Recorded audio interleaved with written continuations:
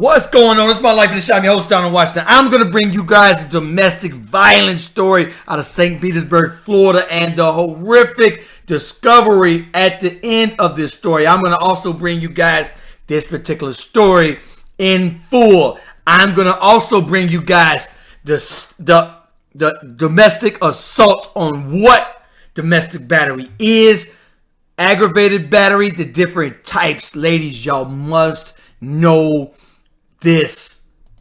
I want to also bring you guys the stats of domestic violence, and I want to show you guys, men and women, what to look for in your partner. Whether it's a marriage, a boyfriend, girlfriend, whatever it is, make sure you guys know what to look for prior and focus on that. Renee, what's going on with this story? Yes, so Thomas Mosley out of St. Petersburg, Florida, allegedly murdered the mother of his child, 2-year-old Taylen Mosley, and her name was Pashun Jeffery. She was found stabbed over 100 times, and they found 2-year-old Taylen in the mouth of an alligator. Wow. Okay, so now they put an Amber Alert out for this child, and what they're going to say is, they're going to say the 2-year-old was not at the crime scene. They found her in her apartment. Her family went for a well-being check of her. And they found blood on the sidewalk. And they found her in the apartment stabbed over 100 times. They found the 2-year-old. They're saying that the 2-year-old was not at the crime scene. They're saying the following day, an alligator was spotted in Dale's home park, just miles away from Jeffrey's, where she was found. Pashun Jeffery was found dead. With the object, they found the alligator was an object in his mouth, police say. Officers fired a single round at the reptile and it dropped the object. Unfortunately, that object was Taylen's body, which was found intact. Now, that's important. The body was found intact, according to the police. Mosley, Thomas Mosley, 21. He was booked into the county jail, according to the website, on April 11th. Now, he is facing 2 counts of first-degree murder. Due to the extreme seriousness of the allegations surrounding the tragic loss, our investigation is currently focused on gathering information and facts. They're saying Thomas Mosley, who's 21, did throw or place his 2-year-old son into the lake. Now, he placed his son in the lake. Now, people was like, whoa, when they heard the 2-year-old was found in the mouth of an alligator. Who can do something like that, Renee? What is that going on? Right, yeah. I would just say pure evil. I'm not going to jump to mental health. As far as I know, I haven't seen any backgrounds that suggest he has mental issues. I just think sometimes people are just evil. They have not released whether domestic violence played a role in this prior. Is that right? Right. That's correct. I haven't found anything that said that they had domestic violence disputes in the past so far. Right, because most of the domestic violence we covered had prior domestic violence. And that's what we said the other day, that most of these have prior domestics. Yes, and also to point out, when he was arrested, he did have lacerations and cuts on his body. So he did, yeah. Right. She was stabbed over 100 times. He had physical damage, lacerations, and cuts. Okay. Yes. The night before Jeffrey was found, which is Pashun Jeffery. That's the girl. That's her in the middle. Pashun Jeffery. The night before Jeffrey was found, Mosley allegedly went to his mother's house with several lacerations on both his hands and arms, consistent with injuries causing slippage during a knife attack, and was admitted to a hospital according to the affidavit. On Thursday, her Pashun Jeffery family did a well-being check, saw blood on the sidewalk in an apartment. They found Jeffrey inside, dead, with the apparent cuts and stabs excess of 100 times. Okay, so now, you guys, what is domestic violence? What is domestic battery versus aggravated assault? Stalking. Ladies, Men, y'all must read this. Y'all must understand it. There's a sexual violence. This could occur sexual battery or rape, forced sex, domestic. This means that threat of immediate violence against a family member or intimate partner. All right. So that's when we say domestic. It's a family member or intimate partner. Many domestic violence victims report that they experience psychological aggression. So people, find with your partner, with your boyfriend, with your girlfriend, with your wife or husband. Psychological aggression is real. And that's where it starts. Y'all gotta peep that. If somebody is calling you all types of names up under the sun, low blows, and this sort of escalates to more serious attacks. Yes, definitely. So yeah, inter-partner violence is what it called is at an all-time high, and specifically, especially for Black women. Um, I think I read somewhere that Black women experience inter-partner violence at a rate of 35% higher than that of white females, and about 22 times the rate of other women. So for Black women in particular, especially, have to be very careful about who they deal with. Wow. All right. So this said every 20 women, every 20 minutes, every minute. Oh, I'm sorry. Every minute, 20 men and women are physically abused by an intimate partner. This means that nearly 10 million accounts of domestic or partner violence each year. There are 20,000 phone calls placed to domestic violence hotlines nationwide. Wow. All right. Females between 18 and 24. I want to home in on that. 18 and 24. That stat is so high for every negative stat. Violence, gun violence, gang violence, STDs. 18 and 24 is just a busy age. That's like when you just get grown and you're just getting out there in the world. That's the most commonly abused age demographics. Domestic violent homicides account for 72% of all murder-suicides.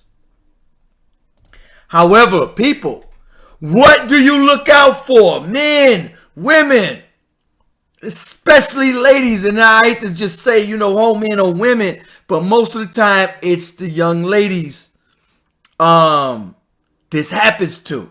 What are you looking for in a partner when you're dating?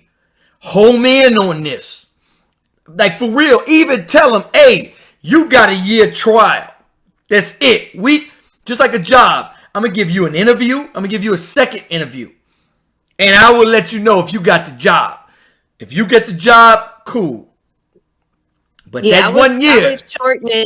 I would shorten it to maybe like 30 days or 90-day trial. Right. Okay. Yeah. I'm going to give you a 90-day trial period. Here's what I'm looking for. No. Don't even tell them what you're looking for. But this is what you want to look for. You're on a 90-day trial period, buddy. You want to look for increase the loss of temper, frequent physical fighting. And it doesn't have to be with you. What they're saying is, you know what I'm saying? You may be frequently fighting with your family, your friends, or people out in the street, and you constantly getting into fights. What? Wait a minute. Hold on. Increased risk behavior. That's for real. Increased risk behavior. What is that? I mean, like driving at excessive speed. Y'all would be surprised on what little red flags that may jump out that may home in on stuff. I'm telling you, in the dating world, man, you'll peep. That ain't right. Yeah, and a lot of these signs you'll see very early on. And it's probably best to make a quiet exit. That, you know what? That is a quiet exit. A pushback, stop answering phone calls, but a respectable quiet exit. Yes, definitely. An episode of major mental illness. So, somebody may have an undiagnosed mental illness. Some people don't know it yet. Some people may have been diagnosed with a mental illness. Yeah, and I would say it's not your job to try to diagnose or try to force them to get help. I would still stick with the quiet exit. Wow, you hit it right on the head. It is not your job to diagnose that person and tell them you got mental illness, you're bipolar. Yeah, I definitely wouldn't do that. Planning how to commit acts of violence. A lot of times men are, confined with their girl, like, hey, I'm finna go do this, that, and the third to that person. Man, dude, tick me off. That punk, I'm gonna go handle that. I'm me. Ooh, ooh. And I'm telling, hey, that is for real. Hey, I know partners like that. Man, be plotting still. Hey, announcing threats or planning to hurt others. Right. Hey, homeboy ticked me off. Hey, at work, this cat did this, that, and the third. So, ladies, that's very important. That is very important. So, in this particular case, Renee, was there any reports so far of mental illness in this case? No, so far we haven't seen any reports of mental illness. Like I said, he did have the stab wounds on his hand. So, and from what I read, it says it looked like it was possibly premeditated. So I don't think he's going to be able to use insanity or any type of mental illness for his defense. Right, right. Wow, what an Yeah. unfortunate tragedy for that 2-year old and that family. They were really hoping when they put out that Amber Alert that they would find the child somewhere. But all So, in yeah. all, you know, um, that he's locked up. He's still alive. So Right. they're gonna say, the judge, the jury, before sentencing, if they're still going to do an autopsy on the son and see, hey, was that son stabbed or anything? Was he dead before the alligator got to him? Right. And Or did he drown? Yeah. let's say the child did not sustain any injuries, and that the father and he is the biological father, by the way, he's the Yes, father, he is father. right? Yes. They're gonna say, hey, let's do an autopsy. Let's see if, did he just sit the child by the lake? But still, all in all, in Florida, alligators may just come walk up on your porch. You don't sit a child outside. That's the same as, really, that's almost the same. That's negligent on every aspect. Yeah. I'm guessing he probably threw the child in the lake is what I'm. Yeah, they're performing an autopsy now, so I wouldn't be surprised if he just threw the child in the lake and the child drowned. Yeah, right. So we'll see what happened with that after the autopsy comes out. Did he sit the child by the lake? Did he throw the child in the lake? Either way, an alligator is everywhere out there. And if you leave a 2-year old child by the lake, anyway. Right. Yeah. So anyway, shout out to everybody sending me stories. Appreciate y'all. Follow my Instagram, My Life in the Shy. YouTube, especially My Life in the CHI. Appreciate you, Renee, for coming on. Peace. On fire. Ooh, down to the wire. It's my life in the shy. Ooh, it's my life in the shy.